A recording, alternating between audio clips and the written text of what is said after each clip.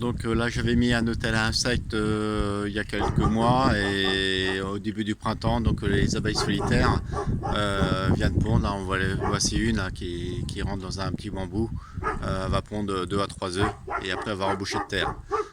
Donc l'exposition de l'hôtel à insectes, bien sûr à l'abri du vent, d'est et du nord, et bien sûr si possible au sud. À hauteur, il faut que ce soit minimum à 1,20 m, 1,50 m max du sol pour pas aussi que les chats viennent gratter à cet abri. Donc voilà, là on est au mois de mars, le 25 mars, c'est la pleine pendaison des abeilles solitaires. Et puis moi, vous voyez, à côté, j'ai mis en dessous une ruche. Bon, là, l'activité, aujourd'hui, il y a du soleil, mais il fait froid, il fait à peine 8 degrés. J'ai mis ma ruche varée. Là, il n'y a pas du tout d'activité. Donc, mais autrement, dès qu'il fait 10-14 degrés, il y a beaucoup plus d'activité que là, Mais ça va, hier il faisait beau et tout ça, donc l'activité était là. Elles vont chercher surtout du pollen. Donc s'il y a beaucoup de pollen actuellement, ça veut dire que la reine a bien commencé à pondre. Donc c'est bon signe pour la ruche.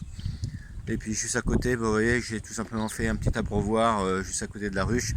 C'est tout simple, j'ai pris une grande coupole en polystyrène, j'ai rempli d'eau, j'ai mis un peu de mousse verte avec un pot, comme ça les mouches, les abeilles, qui en voici une, vont tout simplement s'abreuvoir, avoir un abreuvoir à côté, à proximité de la ruche. Donc c'est idéal. Donc par contre, il faut penser à mettre de l'eau régulièrement, parce qu'en plein été, en 2 jours, avec l'évaporation, la chaleur, c'est vide. Mais bon, vous voyez, c'est l'idéal pour les petites abeilles. Elles travaillent bien, donc il faut les récompenser. Et elles n'ont pas aller soit dans un ruisseau, aller très très loin pour chercher de l'eau. Et puis, écoutez, sur mon pan aussi au sud, j'ai mis aussi tout ce qui est nichoir. Donc là, nichoir, ça va être pour les mésanges. D'ici, je pense que début avril, une bonne semaine, ça devrait grouiller de mésanges. J'en ai mis 2. Et puis il y en a pris aussi pour les rouges-gorges. Nichoir, rouge-gorge bouffée.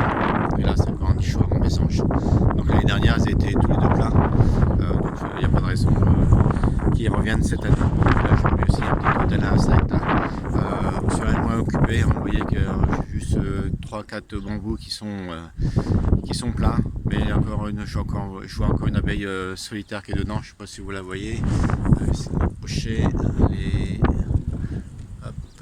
Elle est là, au fond du bambou. Donc elle va pondre ses œufs. C'est pas facile à voir, c'est assez confiné. Je reprendrai une vidéo d'ici quelques jours pour vous faire voir l'abeille, comment elle fonctionne, et puis surtout l'activité dès qu'il y a un petit peu de chaleur. C'est une ruche varée. Ruche varée, c'est une ruche à l'ancienne, sans cadre. Je remets juste une barrette et c'est elle de remplir. Comme si elle était dans la nature, dans un tronc d'arbre. Celle qui fait ses rayons toute seule. Je n'apporte pas du tout de cire gaufrée. C'est pas écologique, parce qu'on peut pas dire que c'est écologique, mais plus naturel.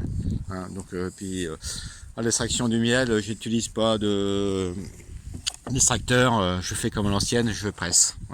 Voilà. Je vous fais voir juste l'activité au niveau du deuxième corps de ruche. Donc vous voyez, je sais pas si avec le soleil, je sais pas si on va bien voir, mais bon, ça bouge bien. Là, elles remplissent de pollen, et puis les abeilles sont en train aussi de construire les rayons. Voilà pour cette fois-ci.